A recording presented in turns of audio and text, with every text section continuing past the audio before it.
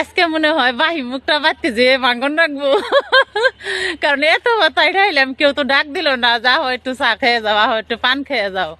আজকে গেছে, আজকে আমার খাওয়ানটা বাড়তে যে খান রাখবো। আশা করে আসছিলাম, এত বাতাই ঠাইলাম, আইতে আইতে একা দূরে দূরাই করলাম, ভাবলাম যে বেতে ডাক দেবো, বেতে ডাক দেবো, কিন্তু কেউ তো ডাক দিল না। আজকে আমার ব্যাপারটা কথাই আছে না, যে ভর্তি ভর্তি হিন্দু আলু। আসসালামু আলাইকুম বন্ধুরা, সবাই কেমন আছেন? আশা করি ভালো আছেন।